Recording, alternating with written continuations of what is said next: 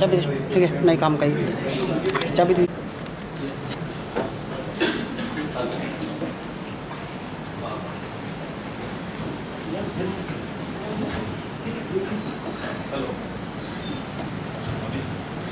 शब्द वज्र नि शब्दच नवनीत, शब्द नारळ नि शब्दच फणस करली, शब्दा शब्दांची किमया मधुर नि विनयाची अगत्याची नि स्वागताची. स्वागतम सुस्वागतम सुस्वागतम. विदर्भ युथ वेलफेअर सोसायटी अंतर्गत professor Ram institute of technology and research Bandera येथे मी डॉक्टर स्वाती मगनोटे सोसायटीच्या सुवर्ण महोत्सवी वर्षी भगवान सरस्वती पुढे नतमस्तक होऊन आपणा सर्वांचे शब्दसुमनांनी हार्दिक स्वागत करते. आज आपले सौभाग्य आहे की आपल्याला अमरावती येथील प्रख्यात हृदयरोग तज्ञ डॉक्टर प्रफुल्ल कडू सर प्रमुख व्यक्ती म्हणून लाभले आहेत. त्यांनी दिलेले ज्ञान आपल्याला निश्चितच उपयोगी सिद्ध होणार आहे, यात काही शंकाच नाही. मान्यवरांना विनंती करते की मंचावर त्यांनी आपले स्थान ग्रहण करावे. संस्थेचे अध्यक्ष माननीय डॉक्टर नितीनजी धांदे सर, आजचे वक्ते माननीय डॉक्टर प्रफुल्ल कडू सर, संस्थेचे कोषाध्यक्ष माननीय पंकजभाऊ देशमुख सर, महाविद्यालयाचे प्राचार्य ए.बी. बोडके सर यांनी मंचावर आपले स्थान ग्रहण केलेले सर.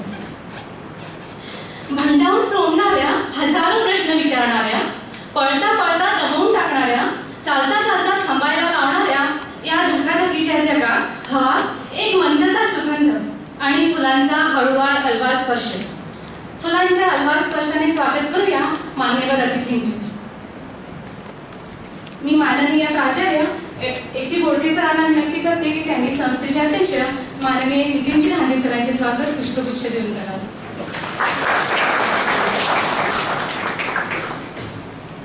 मी विनंती करते माननीय डॉक्टर नितीनजी धांदे सरांना की त्यांनी आजचे वक्ते डॉक्टर प्रफुल्ल कडू सरांचे स्वागत पुष्पगुच्छ देऊन करावे. तसेच सरांचा सत्कार शाल श्रीफळ पुष्पगुच्छ स्मृतिचिन्ह देऊन करावा.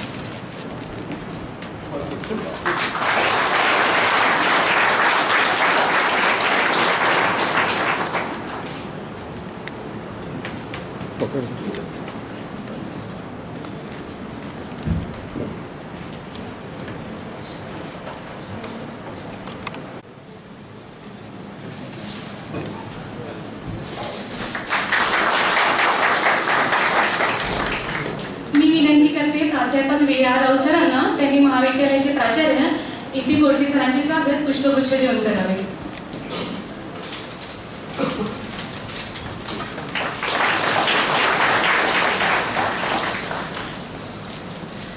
मी डॉक्टर कडू सरांना सांगू इच्छिते की हे टेक्निकल कॉलेज असूनही येथे शिक्षणाबरोबरच शिक्षक व शिक्षकेतर कर्मचाऱ्यांच्या तसेच विद्यार्थ्यांच्या आरोग्याला खूप महत्त्व दिले जाते. म्हणूनच कदाचित येथे सुसज्ज डिस्पेन्सरी युनिट सुरू करण्यात आले आहे. आमच्या संस्थेचे अध्यक्ष माननीय डॉक्टर नितीनजी धांदे सर स्वतः MBBS MD आहेत, त्यामुळे ते आरोग्याचे महत्त्व जाणून आहेत. म्हणूनच इथे विद्यार्थ्यांकरता कर्मचाऱ्यांकरता विविध आरोग्यविषयक शिबिरे तसेच विविध आरोग्य विषयक व्याख्याने आयोजित केली जातात. त्यासाठी महाविद्यालयाचे प्राचार्य संस्थेचे सन्माननीय प्राचार्य तसेच संस्थेचे सन्माननीय सदस्यांचे नेहमीच प्रोत्साहन मिळत असते. महाविद्यालयात शिक्षक व शिक्षकेतर कर्मचाऱ्यांचेही खूप सहकार्य लागते. 2015 हे संस्थेचे सुवर्ण महोत्सवी वर्ष. ह्या वर्षी आम्हाला तुमच्यासारखे विद्वान डॉक्टर वक्ते म्हणून लागले, यासाठी आम्ही स्वतःला निश्चितच भाग्यशाली समजतो. मी प्राध्यापक निकू खालसा सरांना विनंती करते की त्यांनी डॉक्टर प्रफुल्ल कडू सरांचा परिचय करून द्या. Thank you ma'am. ज्यांच्या चेहऱ्यावर तेज आहे, देहामध्ये शक्ती आहे, मनामध्ये उत्साह आहे, बुद्धीमध्ये विवेक आहे, हृदयामध्ये करुणा आहे, मातृभूमीवर प्रेम आहे, इंद्रियांवर संयम आहे, मन ज्यांचे स्थिर आहे, आत्मविश्वास दृढ आहे, इच्छाशक्ती प्रबळ आहे, असे सुविख्यात डॉक्टर प्रफुल्ल कडू यांना परिचयाची आवश्यकता नाही. परंतु I feel honoured to read a brief biodata of doctor Kadu. Doctor Prafulla बापूरावजी Kadu had completed his MBBS, MD Medicine and CMT from USA. He is working as an associate professor in medicine at PDM Medical College, Amravati. He is member of International Board of Clinical Metal Toxicology. He has presented paper on arterial compliance at ADC Manchester and IBCMT workshop at Frankfurt. He is director of Non-Invasive Cardiac Care Center at Amravati and Vidarbha Heart Care Center at Nagpur. He is ex-secretary of IMA Amravati. He is ex-president of APA Amravati branch. He is ex-senate member of Maharashtra University of Health Sciences, Nasik. He is member of Board of Physical Education and Recreation, Sant Gadge Baba Amravati University, Amravati. He is president of Diabetic Association India Amravati branch. He is ex-vice president of IMA Amravati and ex-president of IMA Amravati. याशिवाय doctor साहेब perfect diagnosis of diseases साठी शुभेच्छात आहेतच. गोर गरीब व गरजू व्यक्तींचे उपचाराकरिता नेहमीच मदत करत असतात. अमरावतीतील अनेक समाजसेवी संस्थेसोबत ते सक्रिय सहभागी आहेत. मित्रांनो, व्यवस्थित नियोजन हे ध्येयाकडे घेऊन जाणारे अशी वाहन आहे की ज्यावर आपण उत्साहाने विश्वास ठेवून कृती करतो. याशिवाय यशाकडे जाणारा दुसरा कोणताही मार्ग नाही. अशाच व्यवस्थित नियोजनातून ज्यांनी यशशिखर प्राप्त केले आहे असे डॉक्टर प्रफुल्ल कडू यांना मी विनंती करतो की त्यांनी मार्गदर्शन करावे.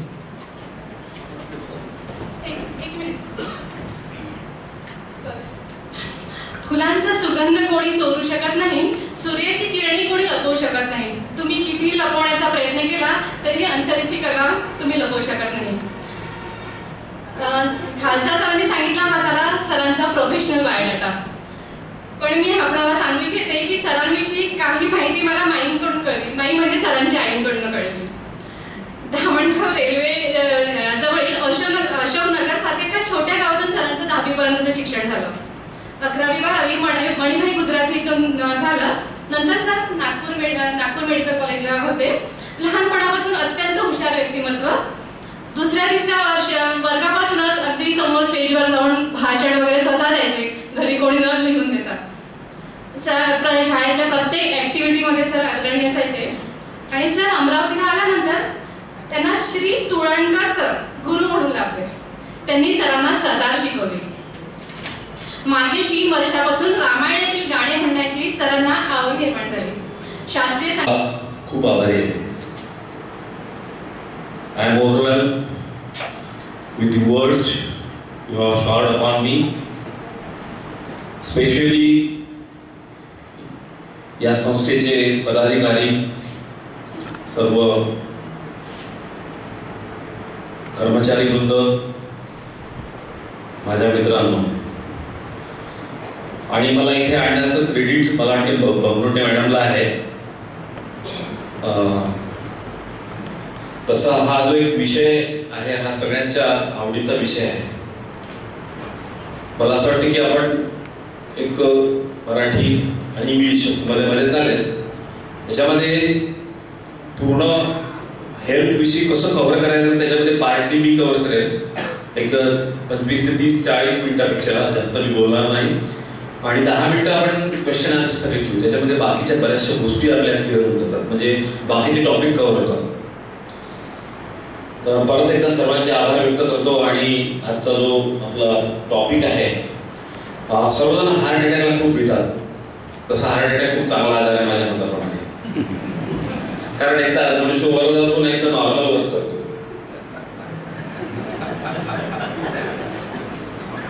आणि त्याचाच सख्खा भाऊ जो आहे तो पॅरालिसिस आहे. आणि त्याच्यामध्ये तो जर आजार झाला तर तुम्ही बेडवर खितपत राहता. काही किती जवळचे किती मोठे तुम्ही असाल तर तुमची सेवा करायला काही दिवस लोक येतात, मग त्यांना तुम्ही नकोसे होता. तेव्हा सध्याचा जो कन्सेप्ट आहे हेल्थचा प्रॉब्लेम आपल्या इथला फार वेगळा आहे.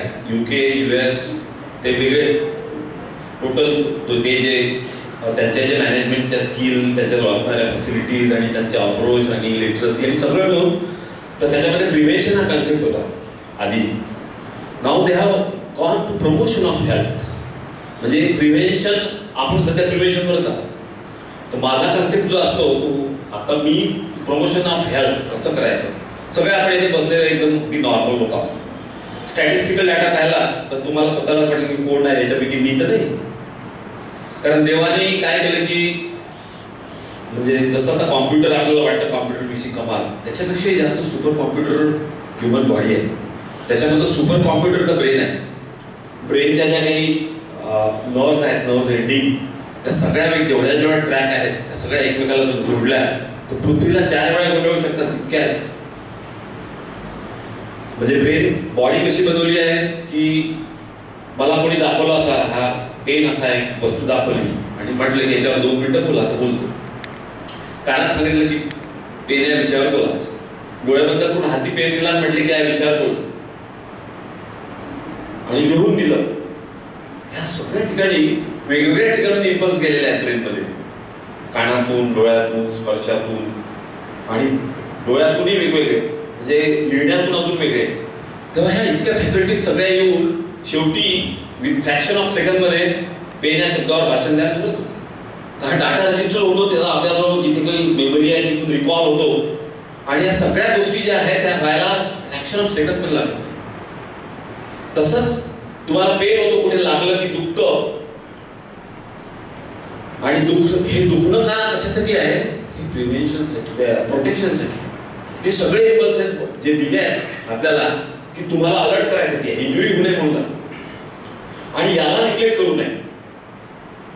आणि याच्यामध्ये जे इंजुरियस स्टिम्युलाई आहे ते तुम्हाला परसिव्ह होणारच. गेट थिअरी आहे अशी की एक पर्टिक्युलर आज जेवढे काही तुमचे स्टिम्युलस जात असतील पेरिफेरीमधून वेगवेगळ्या मार्गाने तर ते स्पायनल कॉर्डमध्ये जातात आणि स्पायनल कॉर्डमध्ये एक गेट आहे, त्या गेटमधून वर जातात. ब्रेनमध्ये वेगवेगळे कप्पे आहेत तर त्याच्यामध्ये कोणता जाऊ द्यायचा आणि कोणता नाही जाऊ द्यायचा ते गेट ठरवतो.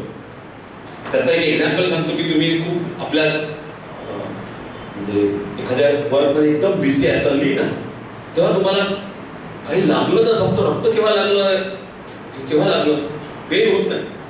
पण तेच कोणी म्हटलं की ब्लड काढायचं आहे तर त्या सुईचा भयंकर पेन. एका ठिकाणी तुम्ही अलर्ट आहात, एका ठिकाणी तुम्ही बिझी आहे. तर याच्यामध्ये असे भरपूर असे मेकॅनिझम बॉडीजवळ आहे. म्हणजे आमचा जो सायन्स आहे, somebody asked me what is medicine, what is medical science. It's not a science, it's a misnomer. It's a science which is based on other established sciences.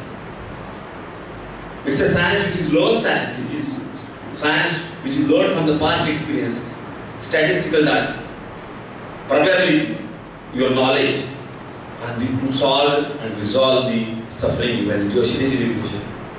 जर समजा तुम्ही ही डेफिनेशन जर लक्षात घेतली तर 1 आणि 1 कधी 2 होईल, कधी 3 होईल, कधी 0 होईल. Therefore it is not a perfect science. तर त्याच्यामध्ये अजून एक उदाहरण जर तुम्ही की 10 लोक आहेत त्यांना एंडमध्ये त्यांना डायग्नोसिस फक्त टायफॉइड झाला तर 10 पैकी सगळ्यांचे सिम्पटम्स वेगवेगळे राहतील. पहिल्याला ताप येईल, दुसऱ्याचं डोकं दुखेल, तिसऱ्याची भूक कमी होईल, चौथ्याला झोप येणार नाही, 5व्याचं पोट दुखेल, 6व्याला जास्त वेळा लॅट्रिनला जावं लागेल, 8व्याला स्वप्न दिसतील जास्त. म्हणजे हे सिम्पटम्स आहेत त्याचे. आणि या 10 पैकी सगळ्यांचे जेव्हा टेस्ट केला तपासलो आम्ही तपासलो तेव्हा कोणाचे पल्स रेट कमी झाला असेल, कोणाचा वाढला असेल, कोणाच्या अंगावर रॅश असेल, कोणाचं स्प्लीन वाढलं असेल, कोणाला पोटामध्ये दुखत असेल, कोणाला चेस्टमध्ये आवाज येत असतील, असे आम्हाला सांगितलं. एकामध्ये नाही मिळत सगळे. ह्या 10 पैकी 10च्या टेस्ट केल्यानंतर 6च्या पॉझिटिव्ह येतात टायफॉइडच्या, 4च्या निगेटिव्ह येतात. तरी या 10 लोकांना टायफॉइडच आहे. आणि ह्या 10 पैकी 10 लोक एका ग्रुपच्या मेडिसिनला रिस्पॉन्ड करत नाही, आहे टायफॉइडच. असं हे सायन्स. आता हे जर असं सायन्स आहे तर हे सायन्स ऑफ प्रोबॅबिलिटी. तर हे कसं आहे, हा डिफरन्स का आहे? हा डिफरन्स आहे तुमच्या तुमची इम्युनिटी आणि तुमचं जेनेटिकल स्ट्रक्चर. आणि ह्या इम्युनिटी आणि जेनेटिकल स्ट्रक्चर याच्याबद्दल जर थोडंसं आपण लक्ष दिलं तर मला असं वाटतं मी प्रिव्हेन्शन करू शकतो. आता आपल्याला 2 पार्टवर बोलायचं आहे, प्रिव्हेन्शन आणि मग प्रमोशन. राईट. नेक्स्ट. हा ओल्ड कन्सेप्ट होता. स्टेनोसिस म्हणजे नॅरोईंग व्हायचं असतं. एखादी व्हेसल आहे ती अशी गोल असते आणि ती अशी नॅरो होत नाही. न्यू कन्सेप्ट काय आहे की ही व्हेसल नॅरो व्हायची गरज नाही, कारण ही नॅरो अशी होईल तर ग्रॅज्युअली असं होईल. इट विल टेक टाइम, तुम्हाला बराच वेळ लागेल त्या नॅरोईंग व्हायला. आणि जसं जसं हे नॅरो होईल, एक ट्युब्युलर स्ट्रक्चर आहे त्याला असं नॅरोईंग जर होत असेल तर प्रॉक्सिमल पोर्शन जो आहे आधीचा जिथे नॅरो झाला आहे तिथलं प्रेशर वाढ, बरोबर आहे. आणि ह्या प्रेशर वाढल्यामुळे त्याच्यापासून निघणाऱ्या ज्या ब्रँचेस आहेत तिथलं प्रेशर वाढ. त्याच्यामुळे ग्रॅज्युअल असं जर नॅरोईंग होत असेल तर ते खूप फायद्याचं, कारण त्यांनी काय होईल की तुम्हाला हळूहळू तिथलं प्रेशर होईल तर इकडच्या कोलॅटरल ज्याला म्हणतो आपण ते तिथून ब्लड जायला. आणि हा जो प्रकार आहे हा वयाच्या 50-60 नंतर ज्या लोकांना हार्ट अटॅक येतो त्यांच्यासाठी लागू होतो. त्याचं ग्रॅज्युअल नॅरोईंग होत राहतं, व्हेसल्स ठीक होत राहतात, आतमध्ये कोलेस्ट्रॉल आणि कॅल्शियम ती डिपॉझिट जमायला लागतात आणि हे लोक सगळ्यात चांगले असतात, ते कधीच मरत नाहीत. म्हणजे पहिल्या अटॅकमध्ये कधीच मरत नाही, कारण काय त्यांना ते ग्रॅज्युअल असं नॅरोईंग झाल्यामुळं कोलॅटरल सर्क्युलेशन डेव्हलप होतं आणि त्याच्यामुळं फक्त एक लास्ट जेवढा पोर्शन त्या रक्तवाहिनीचा आहे तेवढाच पोर्शन डेड होतो हार्टचा. आणि तेवढ्या जेव्हा त्याला सिम्पटम्स येतात, डॉक्टरकडे जातात, डॉक्टरला भरपूर पैसा भेटतो, त्याच्यानंतर डॉक्टर हे पण मिळते कसं चांगला करून दिला हार्ट अटॅकचा पेशंट. तर आमच्यासाठी हा पिरियड खूपच चांगला असतो. आणि this offers after the age of 50-55. पण करंट सिनेरिओ काय? करंट सिनेरिओ हा आहे की ॲज अर्ली ॲज म्हणजे 10-12 वर्षापासून तर 40 वयोगटातल्या लोकांना जो हार्ट अटॅक येतो तो काही कुठलेही लक्षण देत नाही आणि त्याला 100 पैकी 1 जणाला तो येणार आणि कोणाला येणार माहित नाही आणि सडन डेथ होती, हॉस्पिटलपर्यंत पोहोचतो. तेव्हा हा जो कन्सेप्ट होता ओल्ड हा चेंज झाला आहे आणि न्यू कन्सेप्ट व्हल्नरेबल प्लाक म्हणजे एखाद्या रक्तवाहिनीत जे मायक्रो लेअर आहे सगळ्यात एक सिंगल लेअरची लेअर आहे, एंडोथिलियल म्हणतो त्याला. आणि ती एंडोथिलियल सिंगल सेल त्याला कशाने पण जर इंजुरी झाली तर त्याला रिपेअर बॉडीज करते आणि ही रिपेअर करण्याच्या प्रोसेसमध्ये तिथे एक्स्ट्रा प्लॅटलेट, कोलेस्ट्रॉल, कॅल्शियम जमा होऊन प्लाक तयार होते. ते आम्ही दाखवेल त्याच्यामध्ये. आणि हा प्लाक तिथे असतो. रक्तवाहिनी अशी आहे कारण हे आहे फ्लुइड डायनॅमिक्स आहे. फ्लुइड डायनॅमिक्स आणि बाकीच्या डायनॅमिक्स मध्ये खूप फरक आहे. त्याचा जो फ्लो आहे तो इन्व्हर्सली प्रोपोर्शनल असतो त्याच्या जो नॅरोईंगची. तेव्हा इथे कसं आहे की चौकोन, षष्टकोन, अष्टकोन हे सोपं असतं याचं डायनॅमिक्स, पण व्हेसल मधलं गोल व्हेसल ट्युब्युलर स्ट्रक्चर मधलं dynamics is all together different. तर याच्यामध्ये हे जे व्हल्नरेबल प्लाक आणि व्हल्नरेबल ब्लड मायनर प्लाक असतो तो हळूहळू मोठा होऊन 100% ला गेला की तुम्हाला आजार होईल. 100% ब्लॉक झालं की पॅरालिसिस येईल किंवा हार्ट अटॅक येईल. आणि हे तुम्ही या एज वाईज ग्रुपमध्ये डिटेक्ट करू शकता असं मला म्हणायचं. ही प्रोसेस नॉर्मली सगळ्यांना सुरू होते. ती डिले करायची असेल तर त्याच्यासाठी तुम्हाला ते तुमच्या सगळ्या गोष्टी ज्या आहे लाईफस्टाईल पासून तर तुमच्या डाएट पासून येतं सगळं त्याच्यामध्ये तुम्हाला विचारात घ्यावं लागेल. आणि प्रिव्हेन्शनसाठी ह्या हे पर्टिक्युलर गोष्ट जी मी सांगतोय याला फार महत्त्व आहे, कारण हे तुम्ही डिटेक्ट करू शकता जेव्हा तुम्हाला काहीही त्रास नाही आहे. कारण काय असतं की आपली एक नवीन गाडी आपण विकत घेतो, त्याच्या सर्व्हिसिंगच्या 2 दिवस आधी त्याच्याकडे जाऊन जातो आपण त्याला दाखवायला पहिली सर्व्हिसिंग आहे. पण आपले एवढं मोठं बॉडी आहे तोपर्यंत त्रास होता तोपर्यंत दाखवतच नाही कोणाला आपण. हा एक मोठा कन्सेप्ट डोक्यात आणायला पाहिजे सगळ्या लोकांनी की ॲट द एज ऑफ 20 हे सांगितलं आहे ना, 4 सोडून द्या 20-30 तर 20 ला एक पूर्ण checkup whether you have got any problem or not आणि 30 ला दुसरं चेकअप करायला पाहिजे. याला जास्तीत जास्त 5,000 ते 10,000 रुपयाचे खर्च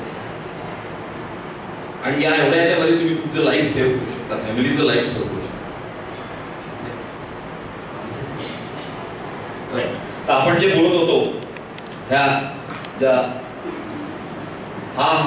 ही नॉर्मल रक्तवाहिनी गोल असते, इथे हा प्लाक जमा झालेला आहे, नॅरोईंग होत चालला आहे. हा प्लाक इथे एवढा मोठा झाला आणि हा मग रप्चर होऊन इथे तुटला आणि ही रक्तवाहिनी पूर्ण ऑलमोस्ट नियर टोटल बंद व्हायला लागली. आता जे मी बोललो त्याच्यामध्ये आता हा जो आहे इन्सिडन्स, तर आपल्या एशियन कंट्रीज मध्ये आपण येतो त्याच्यामध्ये leading cause of death is heart attack in Asia. इंडियाचा डाटा असा आहे 1959 मध्ये फक्त 1% होतं. 100 पैकी फक्त एकच लोकांना हार्टचा आजार व्हायचा. सडन कार्डियक डेथ बद्दल मी बोलणार आहे कारण त्याच्यामध्ये it cannot be treated, it has to be prevented. आणि तोच एक मोठा इश्यू असतो सगळ्यांना की जिथे कुठले सिम्पटम येत नाही. त्याच्यामुळे ते जे तो जो पार्ट आहे तो 2 मिनिटाचं मी त्याच्यावर वेगळं तुम्हाला सांगेल. आणि जसं जसं आता वाढत गेलाय तुम्ही बघत आहे आणि ऑलमोस्ट हे जे आहे हे आताचं सध्या जे स्टॅटिस्टिक आहे ते मोर दॅन 15%. 2014चं जे स्टॅटिस्टिक किती झपाट्याने याच्यामध्ये वाढ होत आहे. म्हणजे त्यावेळेसच्या याच्यामध्ये काय फरक झाला असेल असा की इन्सिडन्स इतका झपाट्याने वाढला आणि या गोष्टीचा शोध घेणे अतिशय आवश्यक आहे. आधी रुरल इंडियामध्ये जे होतं फक्त 3 to 4% जो आहे तो पण आता ऑलमोस्ट इट हॅज डबल आणि अर्बन इंडियामध्ये इट हॅज बिकम 4-fold. आणि सगळ्यात मोठा जर इश्यू काय असेल तर हा यंगर पॉप्युलेशन जे कधीच कधी 25च्या खाली कोणाचा हार्ट अटॅक पाहिला नाही किंवा 30च्या 40च्या खाली हार्ट अटॅक पाहिला नाही. मी ॲज म्हणजे 14 वर्षाच्या पूर्वी हार्ट अटॅक आलेला रिसेंटली ट्रीट केलेला आहे. See scenario has change totally past 25 years. आणि females we are protected from heart attack. त्यांना तसंच नॅचरल प्रोटेक्शन असतं up to the menstrual period जोपर्यंत सुरू असतो तोपर्यंत जे हॉर्मोन्स असतात इस्ट्रोजन आणि प्रोजेस्टेरॉन त्यामुळे त्यांना व्हॅसोडायलेटेशन होतं आणि प्लाक फॉर्मेशनची जी हे आहे प्रोसेस ती फार स्लो असते. आणि एकदा मेनोपॉज अटेंड झाला की मग they are having equal risk of developing coronary artery disease or heart disease equal to that of male. ही आपली ओल्ड स्टाईल 1959 जे मी बोललो काय लोक पायी चालायचे बंद झाला. आता काहीच शेजार म्हणजे बाजूच्या दुकानातून काही आणायचं असेल तर 2 व्हीलरवरच जाणार हैदराबाद झालाच नाही बंद झालाय. आणि ही अशी राहणीमान होतो अशी स्वच्छ हवा होती पण तो ऍटमॉस्फेरिक पॉल्युशन बिलकुल नव्हतं. आता याच्यामध्ये ज्या 2 मुख्य कारण आहेत. आता मी रक्तवाहिनी एकच आहे स्ट्रक्चर हार्टच्या आणि ब्रेनच्या आणि ट्रीटमेंट पण दोन्ही याला सेम आहे. आणि दोन्ही याचं महत्व मी सांगितलं की हार्टचा अटॅक बरा त्यात तर त्याच्यामध्ये हे जे फॅक्टर्स आहेत दोन्ही याला अप्लिकेबल आहे. हार्ट अटॅक ॲज वेल ॲज पॅरालिसिस. तर याच्यामध्ये अनमॉडिफायबल रिस्क फॅक्टर जे तुम्ही चेंजेस करू शकत नाही ते आहे तुमची फॅमिली हिस्ट्री. त्यांना फॅमिली हिस्ट्री आहे हार्ट अटॅकची. तर असं समजायचं की नेक्स्ट जनरेशनमध्ये 10 वर्ष आधी अटॅक येईल. काय सगळ्या डाटा आहे म्हणजे मी माझं हातचा काहीच लावत नाही. ज्यांना हायपरटेन्शन डायबिटीजची हिस्ट्री आहे डिस्लिपिडिमिया म्हणजे कोलेस्ट्रॉल जास्त आहे सेक्स चेंज नाही करतायत कारण females are having less risk of having heart attack. Male असेल तर he has to be little more careful about heart attack. Age yes age wise जसं तुमचं एज 60+ होईल तशाच नॉर्मलीच एजिंग होणार आणि काही प्रमाणात रक्तवाहिन्या नॅरो व्हायला सुरुवात होईल. आणि हायपर होमोसिस्टिनिमिया आहे नवीन ज्याच्यात होमोसिस्टिन लेवल्स ब्लडमध्ये जर वाढले असेल तर दे आर प्रोन आणि हे पण तुम्ही मॉडिफाय करू शकत नाही. याला ट्रीटमेंट अवेलेबल आहे. तर ह्या सगळ्या ऑप्शनमध्ये काय आहे की जेव्हा तुम्हाला ह्या गोष्टी आहेत तर तुम्ही जास्त अलर्ट असलं पाहिजे. मी ज्यांना सांगितलं की 20 years मध्ये तुम्ही एक पहिला चेकअप करायला पाहिजे त्यांनी 5 years अर्लियर एकदा कम्प्लीट चेकअप करायला पाहिजे. म्हणजे तो प्लाक आणि ब्लड मी सांगितलं ना व्हल्नरेबल प्लाक आणि व्हल्नरेबल ब्लड. तर at the age of 15 years तुम्ही तुमचं केमिस्ट्री पाहून घ्या ब्लडची. कोलेस्ट्रॉल किती आहे शुगर किती आहे होमोसिस्टिन लेवल्स किती आहे एवढं मिनिमम केलं आणि याला 1000 रुपयाच्या खर्च आहे एवढ्या ब्लड टेस्ट मी जास्तच सांगतो. आणि एकदा हे कम्प्लीट प्रोफाईल त्यावेळेस करून घेतलं तर तुमची केमिस्ट्री ॲबनॉर्मल नाही आहे ना म्हणजे निदान ब्लड ही व्हल्नरेबल ब्लड नाही आहे. मग काय व्हल्नरेबल आपल्याला हे चेंज करता येत नाही तर त्या लोकांनी पिरियडिकली 5 yearly चेकअप करायला तर तुम्हाला अर्ली डिटेक्शन होईल आणि तुम्ही प्रिव्हेंट करू शकता हार्ट अटॅक. मॉडिफायबल रिस्क फॅक्टर्स कोणते आहेत हे सगळे मॉडिफाय करता येतात. ॲथ्रोजेनिक डाएट सध्याचं जे डाएट आहे पिझ्झा बर्गर आणि जंक फूड हे जे सगळं आहे यांनी ॲथ्रोस्क्लेरोसिस होतो. हॅबिट्समध्ये टोबॅको आणि स्मोकिंग हे इक्वली डेंजरस आहे हे सगळ्यांना माहीत आहे पण कोणीच सोडत नाही. लॅक ऑफ फिजिकल ऍक्टिव्हिटी बऱ्याच डॉक्टर विचारतात, म्हणजे आपल्या डॉक्टर लोकांपैकी बरेच लोक तंबाखू, सिगरेट, स्मोकिंग, ड्रिंक सगळं असतं, त्यांना विचारतात लोक की बा तुम्ही आम्हाला सल्ला देता, तुम्ही तर खाता, मग काय? तर त्याला म्हणतो तू पैसे कशाचे दिले आहे, करेक्ट सल्ला द्यायचा, मी तुला करेक्ट सल्ला देतोय.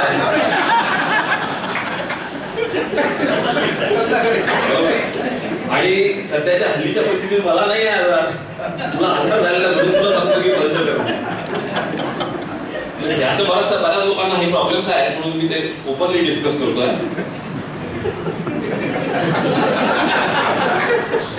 Lakh of physical activity, weight gain, obesity, हे सगळं माहीत आहे. स्ट्रेस आणि chronic heavy metal toxicity.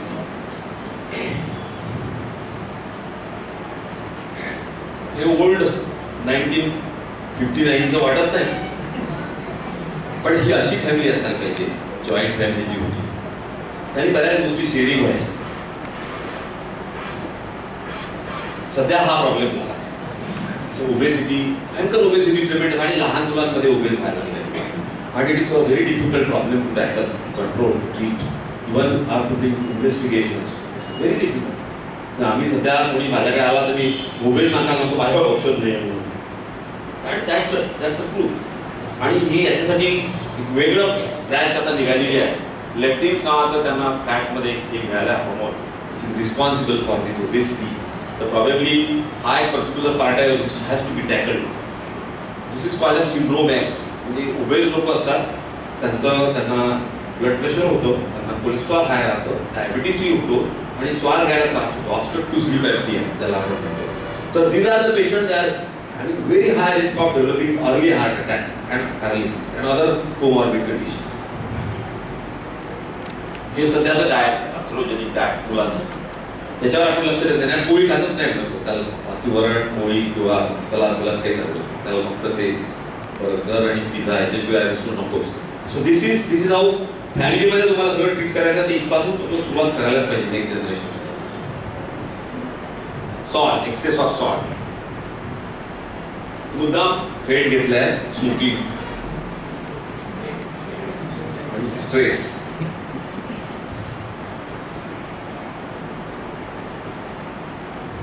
Alcohol, smoking मध्ये खूप सारे जे बर्न टोबॅको आहे generates lot of free radicals. आणि त्याचा सगळ्यात जर मोठा दोन इफेक्ट होत असेल तर जे आतमधलं एंडोथेलियम याला ब्लीच करतो. सुरुवात त्याला ब्लिचिंग झालं की सुरुवात होतं, त्याच्यानंतर स्पॅझम काय आपल्या रक्तवाहिनी असं स्पॅझम होतं. ठीक आहे, तर या ह्याच्यामध्ये ते जर पूर्ण अशी स्पॅझम मध्ये जर गेली तर काही वेळासाठी हार्टला टोटल ब्लड सर्क्युलेशन मिळणार नाही. त्याच्यामध्ये हे जे मी बोललो क्लॉट वगैरे काहीच नाही. तर याच्यामध्ये व्हेरिएबिलिटी किती आहे हार्ट अटॅक मध्ये, की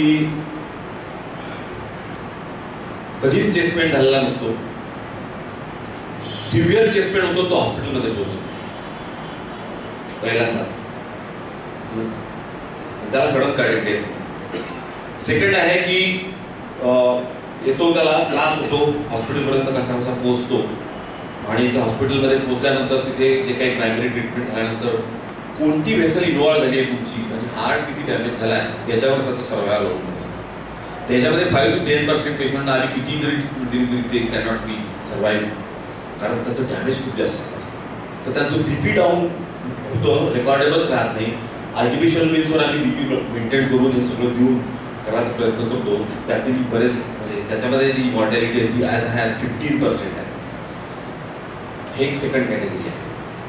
थर्ड कॅटेगरी आहे इथे पोटात असं जवळजवळ केल्यासारखं होतंय, तो घरी आपला इनो वगैरे ऍसिडिटीच्या गोळ्या वगैरे घेते, त्याला बरं वाटते, दुसऱ्या दिवशी पुन्हा तो त्याला तसंच वाटायला लागते, तो तसाच परत करतो, परत आराम पडतो. तिसऱ्या दिवशी येतो, मग म्हटलं एकदा डॉक्टरला दाखवून द्यावा, तर त्याच्यामध्ये माहिती पडते की अटॅक येऊन गेला 2 दिवसापूर्वी. आमचे प्रॉब्लेम्स किती असतात हे तुम्हाला सांगतो. आता त्याला त्या 3 दिवसापूर्वी अटॅक आला तर सांगितलं तर त्याचा विश्वास बसत नाही, ते ऍसिडिटी आहे. आता त्याला म्हटलं की तू आता आयसीयू मध्ये ऍडमिट होतो, म्हणजे मी तर चालत पुढे चालू आहे, 2 दिवस चालूच नाही, आता काय करता मला ऍडमिट करू. नाही केलं ऍडमिट, घरी गेला, पुन्हा काही झालं तर तिथे खतम व्हायचा. ऍडमिट काय केलं. हे प्रेझेंटेशन आहे. कोणाला नुसतं दातात दुखते, दाताच्या डॉक्टर दाखवायला लागले तो त्याचा अन्याय नसतो. तर हातामध्ये या बाजूला पेन होणे, छातीत दुखणे, पाठीत दुखणे, कमरेत दुखणे, दातात दुखणे, हे वेगवेगळे प्रेझेंटेशन राहतं. पण त्याच्यासोबत जे प्रेझेंटेशन आहे एक सिम्पटम आहे.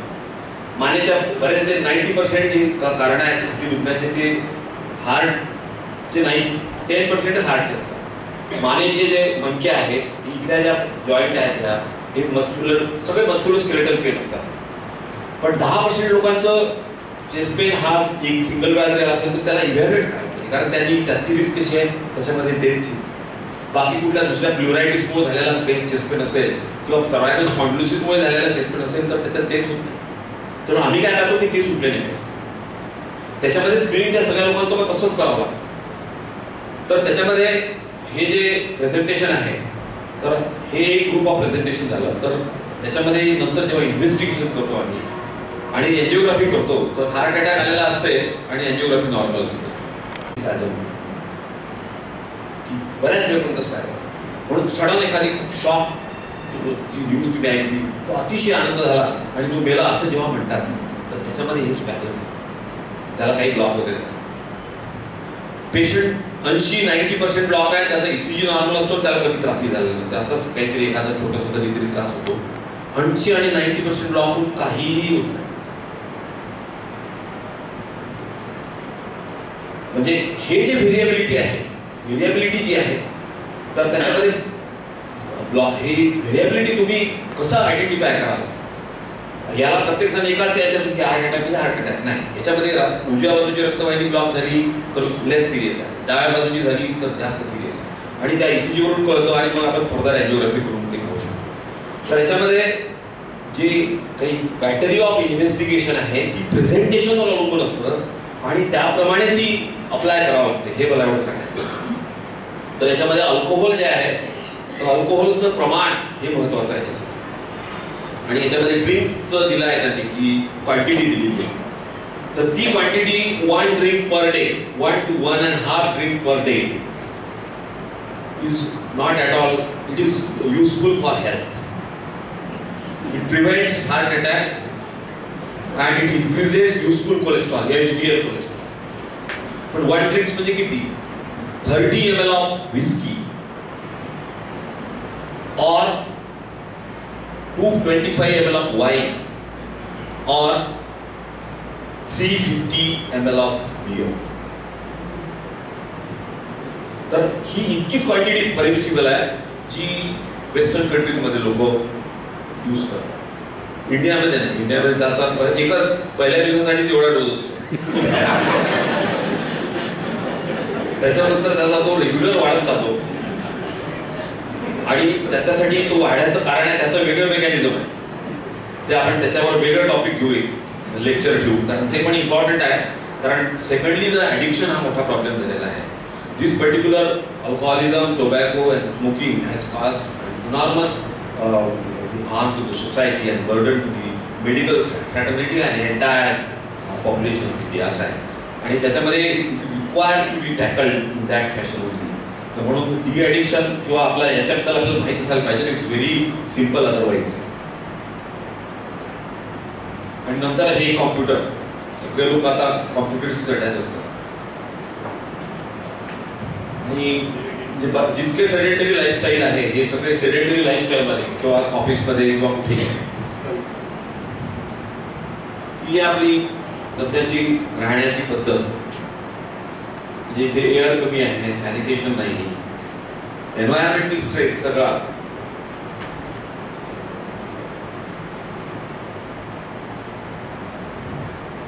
गाडीतच बसून जायचं, कुठेही जायचं असेल तरी गाडीतच बसून जायचं. एक्सेसिव्ह यूज ऑफ व्हेकल ती आणि प्रचंड म्हणजे त्यांनी एन्व्हायरमेंटल पॉल्युशन वाढलं, सगळेच त्याचे साईड इफेक्ट आहेत. तुमची वॉकिंग कमी झालं, ऍक्सिडेंटचं प्रमाण वाढलं, स्ट्रेस वाढला.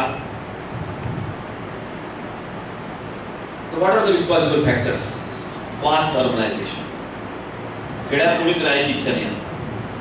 सगळ्या आजूबाजूचे खेडे जवळच्या शहराला अटॅच झालेले आहेत, सगळ्यांना माहिती आहे. आणि ह्या फास्ट अर्बनायझेशन, आणि तुम्ही पाहिलं असेल की अर्बनायझेशनचे तोटे हेच आहेत की ऑलमोस्ट जे 4 times increase in heart attack and parallel diseases like paralysis. Second stress. आता स्ट्रेस आणि हे सगळ्या ह्याच्यावर मी एक एक अर्धा मिनिटं बोलेल. स्ट्रेस हा प्रत्येक जण एकच शब्द म्हणतो, टेन्शन आहे. खेड्यातलाही माणूस झाला तरी टेन्शन आहे. त्याला म्हणतो टेन्शन म्हणजे काय समजलं का? टी स्पेलिंग आहे का त्याचं काय आहे? तू मराठी शब्द थोडा का, तू इंग्रजी शब्द आहे, तुला कुठून माहित झाला? तर टेन्शन हा जो शब्द आहे म्हणजे स्ट्रेस. तर स्ट्रेस हा दोन प्रकारचा असतो, एक युजफुल आणि एक हार्मफुल स्ट्रेस. युजफुल स्ट्रेस पाहिजेच, नाही तो कोणतंच ऑफिस वेळेवर राहणार नाही, कोणतीच बँक वेळेवर उघडणार नाही. आपल्याला माहिती आहे की आपलं ऑफिस 10 वाजता आहे म्हणून आपण 8 वाजता उठून तयारीला लागून बरोबर 10 वाजता पळावं. हा जो याचा काही थोडा असतो that is a useful stress. त्याच्यामध्ये एक अजून उदाहरण सांगतो मी तुम्हाला की पोराची परीक्षा आहे, पोरगा खूप अभ्यास करून राहिला आहे आणि अभ्यासच ना परीक्षाच नसेल तर अभ्यासच नाही करणार. जसं आता 8वी पर्यंतच झालं की परीक्षाच नाही आहे, त्यांना एक शब्द मराठी दिली तर येत, इंग्रजी दिली तर येत नाही. हा जो प्रॉब्लेम आहे, तर पोरांना जो अभ्यासाचा परीक्षेच्या वेळेस येणारा जो स्ट्रेस आहे त्याला तुम्ही हार्मफुल स्ट्रेस म्हणून कधीच घेऊ नका. पण पोरं जेव्हा अभ्यास करतात तेव्हा त्याच्या आई वडिलांना जो स्ट्रेस देतात that is a harmful stress. म्हणजे त्याच्यामध्ये पहा, तो गेलाच पाहिजे, मेडिकलला गेला पाहिजे, इंजिनिअरिंगला इतकेच मार्क भेटले पाहिजे, त्याच्या मागे त्याचा हा जो आहे हा स्ट्रेस आहे हार्मफुल स्ट्रेस. तर त्याच्यामध्ये ह्या स्ट्रेसचं डिव्हिजन करावं आणि लाईफस्टाईल चेंज करायची, स्ट्रेस कसा मॅनेज करायचा, तर ते स्वतःला शिकावं लागतं. तुम्ही सांगा की आज आता तुम्हाला पर्सनॅलिटीज असतात वेगवेगळ्या टाईपच्या, त्यामध्ये ए बी अशा आमच्या ह्याच्यात अलग अलग दिलं आहे की समजा आता एक 15 दिवसांनी पुण्याला जायचं आहे, तर त्याच्यामध्ये त्याचे जे सिक्वेन्स ऑफ इव्हेंट जो सुरू होतो तो इथून सुरू होतो की रिझर्वेशन मिळेल का, रिझर्वेशन मिळालं. त्याच्यानंतर रिझर्वेशन मिळाल्यानंतर ज्या दिवशी त्याला जायचं आहे तर मग त्याला प्लॅनिंग असेल त्याचं की बाबा मी तिथे रेल्वे स्टेशन वेळेवर पोहोचलो पाहिजे, वेळेवर पोहोचलो पाहिजे तर ऑटो भेटेल का, ऑटो भेटला तरी तो वेळेवर जाईल का, तिथे मध्ये फेल तर होणार नाही. या पद्धतीचं जे थिंकिंग आजपासून तुम्ही करून राहिले आहे that is going to add to your stress. तर त्याच्यामुळे प्रेझेंटमध्ये राहायला शिका. आत्ताच आता मी तुमच्याशी बोलताय, मला काहीच माहित नाही, हॉस्पिटल माहित नाही, काहीच माहित. मी जेव्हा माझ्या पेशंटशी बोलतो तेव्हा माझं काहीच असतं, मी बाकी काहीही माहित नसतं. तर त्याच्यामध्ये आज जे गेलं ते पास्टमध्ये टाक आणि जेव्हा जे येईल ते फेस करा. म्हणून काळजी घेणे आणि काळजी करणे याच्यामध्ये फरक आहे. काळजी घ्या, करू नका. जे होईल ते होईल. आता एक वाक्य सांगतो, 2 वाक्य तुम्हाला, माझं कसं होईल कसं होईल कसं होईल आणि जे होईल ते होईल. काय याच्यामध्ये पॉझिटिव्ह ॲटिट्यूड आहे, त्यामध्ये टोटल निगेटिव्ह ॲटिट्यूड आहे. आणि हे तुम्ही स्वतः सेल्फ सजेस्ट करा. एक दिवस हे बोलायला 15 सेकंदही लागत नाही, अडॉप्ट करायला 15 दिवस किंवा 15 महिने लागू शकतात. पण आज सुरुवात जर केली तर ते तुम्ही नक्की करू शकाल. कारण याच्यामध्ये स्ट्रेसचा काय रोल आहे? लोक म्हणतात स्ट्रेस तर स्ट्रेसमध्ये बॉडीमध्ये एक सिस्टीम आहे, त्याला हायपोथॅलॅमिक पिट्युटरी एंडोक्राइनल ॲक्सिस सिस्टम म्हणतात. आणि सुपरमोस्ट ग्लँड जी आहे आपल्या बॉडीची हायपोथॅलॅमिकच्या प्लेटमध्ये, आणि तिथून पिट्युटरी आणि पिट्युटरी पासून बाकीचे सगळे एंडोक्राइनल हॉर्मोन्स आहेत. आता मला इथे भाषण द्यायचं आहे तर माझा एक पर्टिक्युलर सेक्टर स्टिम्युलेट झाल्याशिवाय मी इतक्या दिवसांनी भाषण देऊ शकतो. तर त्याच्यामध्ये त्या लेवलला तितक्या वेळेपर्यंतचं स्टिरॉइड वाढलं पाहिजे, तितकं ॲड्रिनालिन वाढलं पाहिजे आणि हायपोथॅलॅमस असतात. आणि हे अननेसेसरीली फायर नाही व्हायला पाहिजे. जेव्हा कामाचं आहे तेव्हाच फाईट अँड फ्लाईट असं 2 साठी हा ॲक्सिस लागतो. तर तो त्याच वेळेस स्टिम्युलेट झाला पाहिजे. पण सध्याचा जो कॉम्पिटेटिव्ह लाईफ आहे सध्याचं, याच्यामुळे हे तुमची जी सेटिंगच हायर लेवलवर सेट झालेलं असतं. आणि याच्यामुळे जे मेटाबोलाइट्स तयार होतात बॉडीमध्ये, जे हॉर्मोन जास्तीचे येतात, जे ते ब्लड प्रेशर वाढवतात, स्टिरॉइडची लेवल वाढली बॉडी इश्यू, आणि म्हणून डायबिटीज जास्त प्रमाणात झाला आहे, म्हणून ब्लड प्रेशर जास्त प्रमाणात झाला आहे, आणि त्याच्या संबंधित आजार जे आहेत त्याची पण संख्या खूप वाढली. स्ट्रेसचं अतिशय महत्व आहे. म्हणजे स्ट्रेस हायपरग्लायसेमिया, तुम्ही जेव्हा पेशंटला फॅमिली हिस्ट्री नसते, काहीच नसते, पण त्याला समजा सिरियस इलनेस जर झाला तर त्याची शुगर वाढते. आमचं असं ऑब्झर्वेशन आहे. आणि त्या स्ट्रेसफुल पिरियड पर्यंत ती हाय राहते, मग परत तो चांगला झाला स्टेज की त्याला परत डायबिटीजच्या गोळ्या नको असतात. तर असे अनंत इश्यूज आहेत आमच्या याच्यामध्ये. तर त्याच्यामध्ये एक सांगितलं की स्ट्रेसमध्ये तुमचा हा जो मेन ॲक्सिस आहे हा स्टिम्युलेटेड होतो आणि याचं ऑपरेग्युलेशन, आणि हे ऑपरेग्युलेशन कमी करण्यासाठी तुम्हाला स्ट्रेस मॅनेजमेंट करता आली पाहिजे. स्ट्रेसमध्ये डिफरन्सिएशन करता आलं पाहिजे की कोणता हार्मफुल आहे, कोणता युजफुल आहे. आणि हे जे काय सगळ्या ठिकाणी टेन्शन असतंच, ते असायलाच पाहिजे थोडंफार, त्याच्याशिवाय कामच होत नाही. पण त्याचं किती घ्यायचं आपण लावून आतमध्ये डोक्याला आणि नाही घ्यायचं ते तुम्हाला ठरवायचं आहे. त्याच्यामुळं तुमची ही लाईफस्टाईल जोपर्यंत तुम्ही मॅनेज करणार नाही, कारण आता खूपच कॉम्पिटेटिव्ह युग आहे तुमचं, स्पर्धात्मक युगामध्ये टिकून राहण्यासाठी सगळ्यांना धावपळ लागते. पण हेच तुम्ही रिलॅक्स राहून करू शकता. आजचा विचार करू, उद्या भाऊ काय करायचं, उद्या जेव्हा येईल तेव्हा फेस करू, राईट. काय होणार आहे जास्तीत जास्त, थोडंसं काम होणार नाही, मनासारखं नाही होणार किंवा थोडा लॉस होईल, तो वेळ करून घ्यायचा. तर अशा पद्धतीची एक विचारसरणी नक्कीच तुम्ही डेव्हलप करायला पाहिजे. अल्टर्ड फूड हॅबिट्स आपण सांगितलं जर बोललोच आहे. बॅड कॉम्पिटिशन, आता माहिती आहे तुम्हाला, त्याविषयी कॉम्पिटिशन करायची पण बॅड कॉम्पिटिशन करायची नाही. कारण ह्याच्यामध्ये कॉम्पिटिशन थोडीशी असली म्हणजे तुम्ही पुढे जायला तुम्हाला स्कोप जास्त असतो, पण मी पुढे जाणार आता तो मागे कसा जाईल याच्यात तुम्ही जास्त तुमची एनर्जी जर खर्च करत असाल तर that is called as bad competition. Lakh of physical exercise हे सगळ्यांनाच माहित आहे. आणि सगळ्यात महत्वाचं लॅक ऑफ हेल्थ अवेअरनेस. सध्या 2 इश्यूज आहेत, कसे की हा एक आमच्याच्यातले कम्युनिकेबल डिझीज आणि नॉन कम्युनिकेबल डिझीज असे 2 पार्ट आहेत. तर नॉन कम्युनिकेबल डिझीज मध्ये हे आहे heart attack, blood pressure, diabetes, त्याच्यानंतर कोलेस्ट्रॉल जास्त असतं. कम्युनिकेबल डिझीज म्हणजे जे इन्फेक्टिव्ह डिझीज आहे त्यासाठी एजंट आहे, बॅक्टेरिया, व्हायरस, जसं सध्या डेंग्यू आहे. तर त्याच्यामध्ये जुन्या जमान्यामध्ये ह्या कम्युनिकेबल डिझीजचं प्रमाण खूप जास्त होतं, कारण त्यावेळेस अँटीबायोटिकचा शोध लागला होता. आता जेव्हापासून अँटीबायोटिकचा शोध लागला, सॅनिटेशन इम्प्रूव्ह झालं, त्याचं प्रमाण कमी झालं. तरी पण तुम्हाला एन्व्हायरमेंटनं सोडलं नाही, तुम्ही बॅक्टेरियल हे कमी करू शकले पण व्हायरल लोड तुम्ही करू नाही शकले, कारण व्हायरल प्रत्येक त्या सायकल नंतर तो आपला चेंज करतो स्ट्रक्चर. आणि मागच्या वर्षीचे जे व्हायरल अँटीव्हायरल ड्रग आहेत यावर्षी काम करत नाही. म्हणून तुम्ही पाहिलं असेल की स्वाईन फ्लू आणि डेंग्यू हे जेव्हा येतात तेव्हा काही पर्सेंटेजमध्ये त्यांची डेथ होते. 2 मिनिटं त्याच्यावरही बोलतो, कारण आपण ओव्हरऑल हाच एक टॉपिक घ्यायचा असा नाही होता. तर त्याच्यामध्ये असं आहे की डेंग्यू आणि स्वाईन फ्लूनी मृत्यू का होतो याच्यामध्ये फक्त -1% लोकांचा प्रॉब्लेम हा येतो. त्याच्यामध्ये 3 गोष्टी आहेत की जेव्हा पहिल्या दिवशी फीवर येतो तेव्हा तुम्ही अलर्ट व्हायला पाहिजे, पहिल्या दिवशी जेव्हा फीवर येतात. आणि त्याच्यामध्ये व्हॉमिटिंग व्हायला नको किंवा ज्याने उलट्या होतील असं ड्रग घ्यायला नको, चुकीचे ड्रग घ्यायला नको. आणि 1 ते 2 दिवसाचा ऑब्झर्वेशनल पिरियड तुमचा असला पाहिजे. आणि त्या पिरियडपर्यंत तुम्ही ॲडिक्वेट क्वांटिटीमध्ये जर समजा वॉटर आणि फ्लुइड घेत असाल तर तुम्हाला ती प्लॅटलेट कमी होऊन नंतरची जी कॉम्प्लिकेशन जे आहेत ते तुम्ही टाळू शकता. हे सगळ्यात पहिले प्रायमरी. 2 दिवस झाले ताप कमी होत नाही, तुम्ही तुमच्या जवळच्या डॉक्टरांकडे जाऊन विनाकारण काय होतं की ताप प्रोसिडनी कमी होत नाही म्हणून लोक प्रोफेन घेतात, ते बिलकुल घेऊ नये, कारण ते ताबडतोब कमी होईल. गोळी फक्त पॅरासिटामॉलच घ्या. 104 आहे त्याला 102 वर आणण्याची गरज आहे आणि 99 आणायची गरज नाही आहे.